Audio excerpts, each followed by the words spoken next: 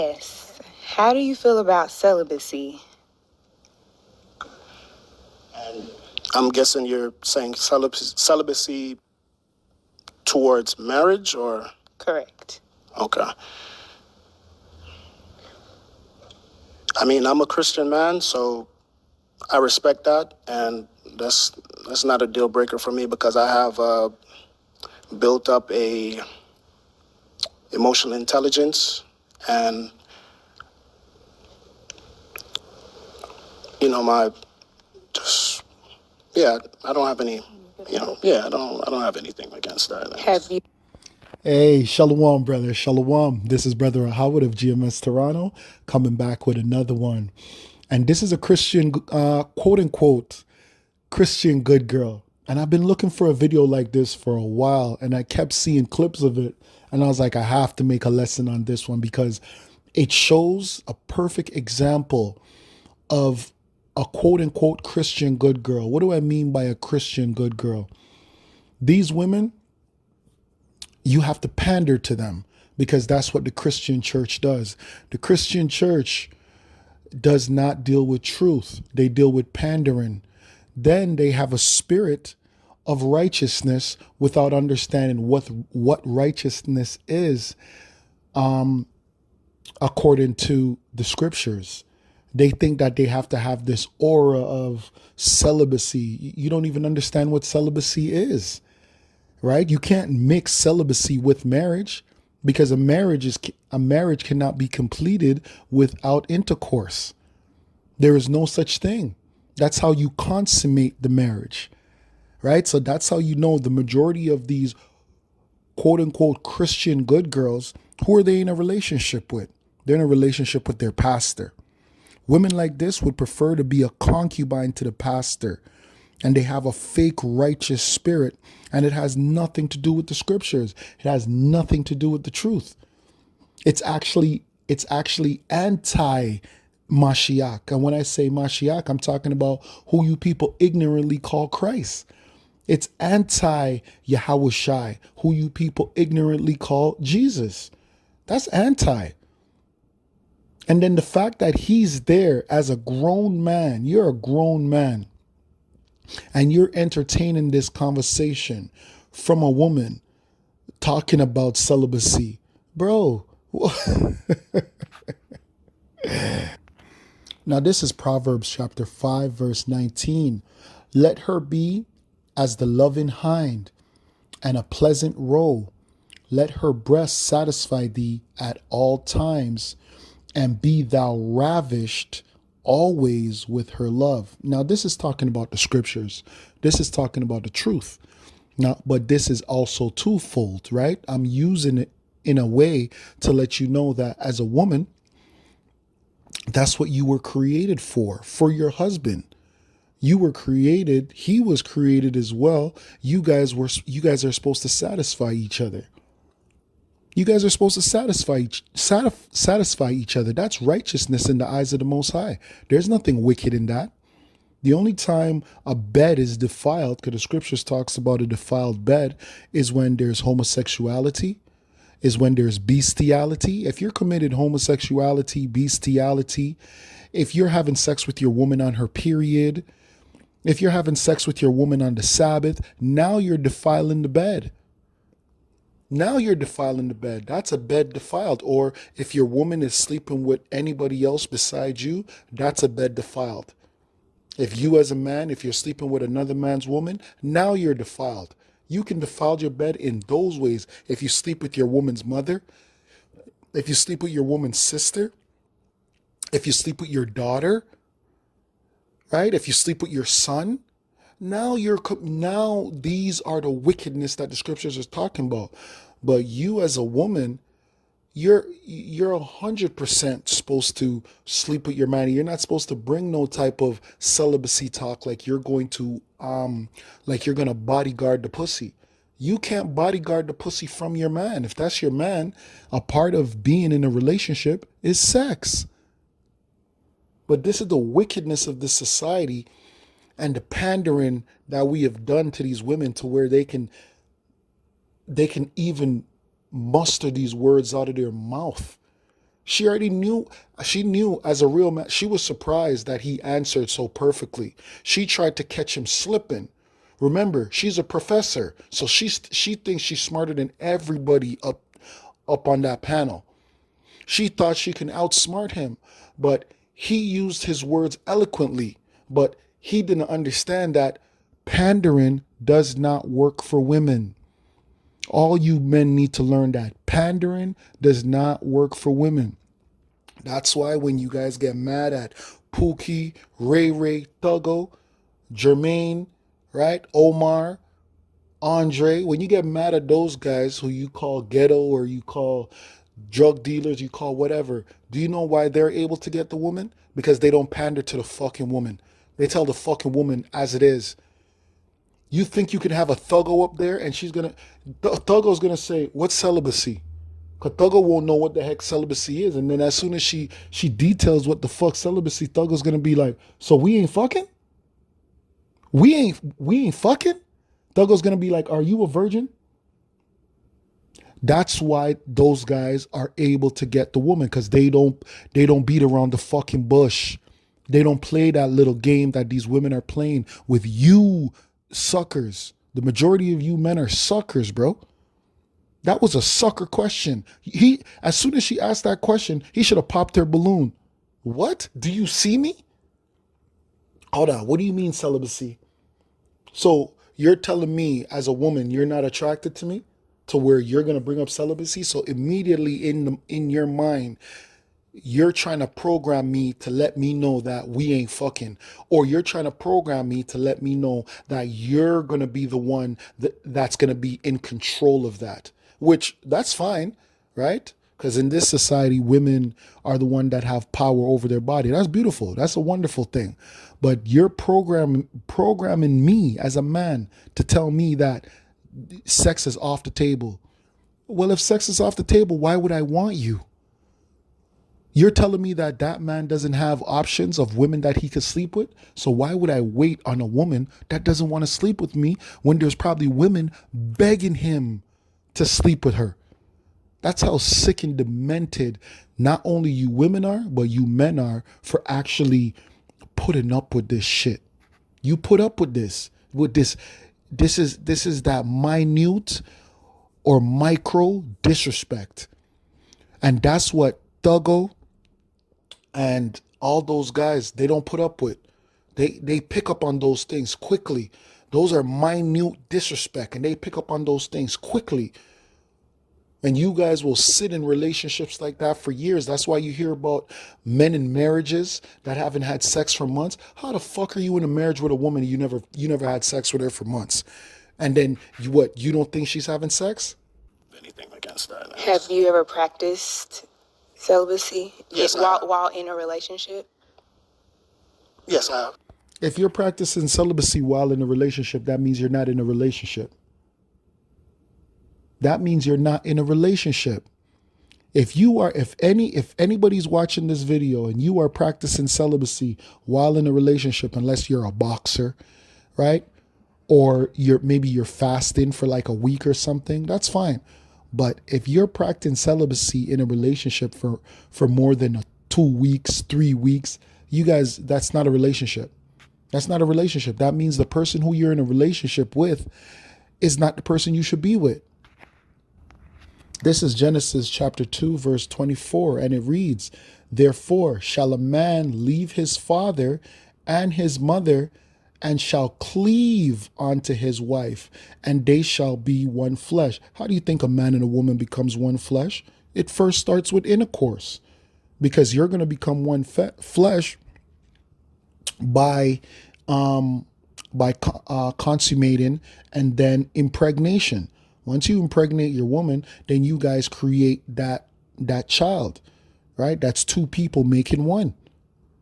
But you do that by sex, by intercourse, by coitus, right? By backshot, whatever you're into, as long as it's lawful according to the Most High,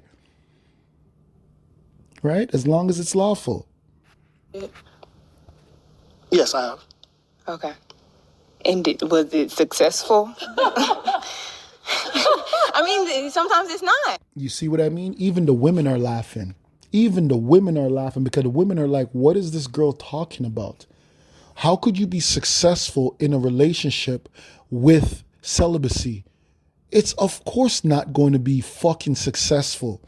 But that's how you know these black Christian women. You have black Christian feminists, which is a complete oxymoron.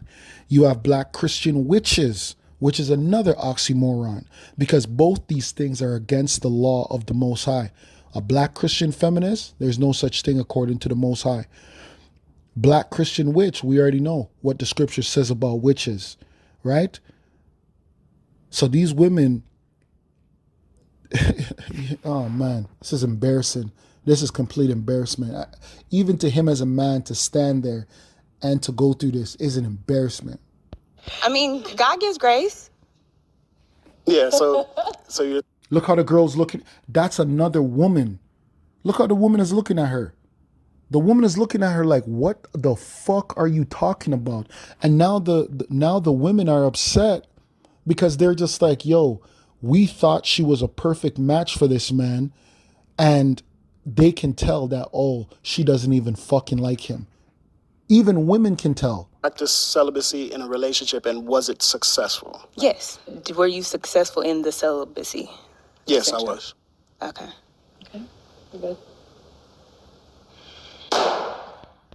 Exactly, because you embarrassed yourself. You stayed there. You looked her in her eye while she was playing a game. That was all a game. That's why she popped her balloon, because it was a game. It was a game. Because you pandered to a woman that was playing with you, man. Right? You're the one, as the man, you should have had a question for her. You should have asked her, what have you done to deprogram the indoctrination of this world? Right? Because these women are talking about, oh yeah, I'm a godly woman this, I'm a godly woman that. How are you a godly woman and you're a Christian feminist, or maybe you're a Christian witch? So a lot of you men, that even some of you brothers that are a part of the truth, you might be with a woman and this woman is telling you that, oh yeah, I believe what you're saying, I believe this, but then these women are celebrating Christmas, or they celebrate Halloween. That means that woman is not down with you, man. I'm not saying you have to leave your woman. I'm just saying she's not down with the Most High. She's a worldly woman. And it's the same thing that goes for these Christian women. They're worldly. They're worldly. And as a man, you have to educate yourself through the spirit and wisdom of Yahweh, right? Who you people ignorantly call God, to know your role as a man. And the role of a woman is she's supposed to play, so you know the difference between a wife and a whore.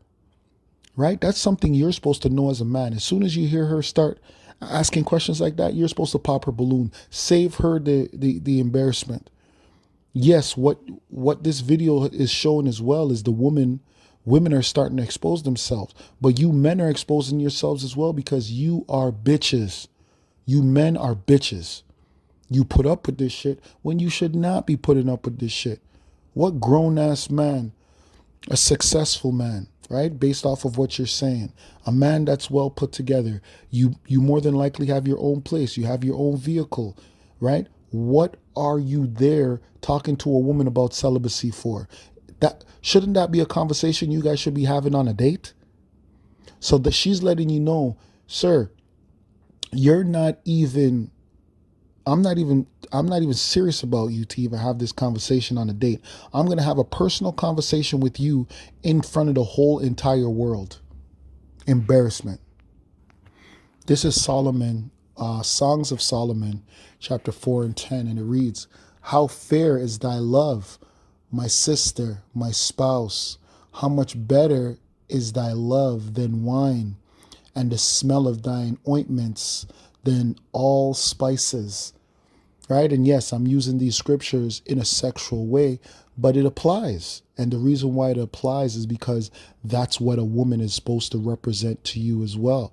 Yes, obviously she's a mother. Obviously she is a helpmate. But at the end of the day, In this flesh that we're in, we're sexual creatures. And there is nothing wrong with that. There is nothing wrong with that. This whole Christian mindset of trying to demonize sex. No, sex is supposed to be practiced on a regular basis. That's how you consummate a marriage, right? Now there's righteousness and there's unrighteousness. There's nothing wrong with wanting to be with your woman and sucking on her titties and playing with her pussy and fucking your woman. There's nothing wrong with none of these things. All these things are beautiful, right? If you and your woman are out on the road and you want to pull up on a side street and you want to fuck her in the back of the car, there's nothing wrong with that. But this whole mindset of what's right in the Christian church is messing with people, man. Is messing with people because you people are doing things that are actually unrighteous, man. You promote things that are actually unrighteous because guess what they're promoted now in the Christian church? Men and men. So that's okay. Okay. After hearing your voice for a while, this kind of like she mentioned, the soft spokenness just wasn't attractive to me. Okay. I want you to come out here. To speak louder or speak deep, voice be deeper, or I don't even know how I would describe it. I was because almost it could be changed. It can always kind of change up no matter what. So, do you want to get your balloon back? See that? Another embarrassing. Yo, you men embarrass yourselves all the time. It can be changed. Why would your voice be changed? You are who you are, bro. It doesn't matter how your voice is. You are who you are. She's supposed to be a Christian woman. Look how she's dressed. Her skirt is above her fucking knee. And there's a slit in her skirt. Doesn't she know as a Christian woman that there's supposed to be a dress code? Does she think because she's wearing a fucking turtleneck that she's a righteous woman? These women are completely bugged out, man. Completely. And guess what? There's nothing wrong with them being bugged out. It's the fact that you guys pander to them. It's the fact that you guys entertain this behavior. There's nothing wrong with a woman being like this. But when you guys entertain them, and then you're just like, oh, why are women like this? Women are like this because you entertain it, right? Just like when you have a child and, you as a father, you might be with your child. And then when your child is with you, your child acts one way. When your child is with the woman, the child acts another way. Do you know why the child acts that way with the woman? Because the child knows that he or she can get away with that behavior with the mother. Let that child try that with the father. And that's what you men are supposed to represent. You're supposed to represent what a woman knows she can get away with and what she knows she cannot get away with. These modern day women know that they can get away with everything when it comes to you guys. And there's not a fucking thing that you're going to do about it. So do you think I blame the woman? That's why I don't blame the woman. This video is not meant for women. I'm not here trying to change women. Guess what? I love women the way they are. Trust me. I want them to stay this. Guess what? Let me tell you something about Babylon. Babylon has exposed the nature of a woman, because in previous times, women could put on the fake righteousness act. In Babylon, they don't do that no more. They show them their true selves. And that's fine with me, because I hate a fake righteous woman. That's what I hate. I would rather deal with a straight up whore than a fake righteous woman, because a fake righteous woman is actually nastier than a whore. Because when you're dealing with a whore, you know certain things that you have to do. You know, okay, I got to use a condom. I can't impregnate her. I don't take her serious. So you're not invested. When you're dealing with a fake righteous woman, you're actually looking at this woman like, yo, I would start a family with her. I would have a child with her. I would move her into my home. I would sleep with her unprotected, just to find out the child ain't yours. She's taking your home. She gave you a disease. You know what I mean? Like, that's why I would rather deal with a whore. than deal with these fake righteous bitches, man. No, I want you to be your authentic self. Like for some people, there's certain sounds that can just be like nails on a chalkboard. You know, do you participate in any recreational drug use? I smoke weed. You play poker. Do you play poker for money? Yes, I play it for fun and for money. Sorry. What are you saying sorry for? What's wrong with him playing poker? What law is he breaking? Can you tell me? And because you so-called blacks, Latinos, and Native American men don't know the law of the Most High, you cannot combat these women, especially because she's a quote-unquote professor. So you would think that she's intelligent. But what law of the Bible is he breaking by playing a card game? Let me know. Let me know. What law is he breaking? Because I can tell you that you're breaking the law as a woman by the way that you're dressed. I could tell you that. Right? I could tell you that. As you Christian women, you look down on Muslim women. Don't you know that you're supposed to be dressed like a Muslim woman? You're supposed to have your head covered. You're supposed to be wearing long dresses. You have your legs all out. You're showing the shape of your body. Your body shape is not supposed to be shown. But you women don't know that because you guys are modern day. You guys are modern day Christians. You're Christian feminists. You're Christian witches. Bugged out, man. Bugged out. But yeah, I'm going to end the lesson off there because it shows like this, man, that make you know that you men, you have so much more to learn, man, because you keep making the same mistakes, pandering to these bitches. Stop it, man. Right? So with that, I'd like to give all praises, glory, and honor to Yahweh, Bahashem, Yahweh Shai, Bahashem Rakakwadash. Double honors unto the elders and elder apostles of GMS that rule well and that teach well, and to the brothers on the four corners of the earth doing this work in truth and in sincerity, and to the few sisters listening that are righteous or try to be. Shalom. Till next time, Kwam Yasharala, Abba Baba.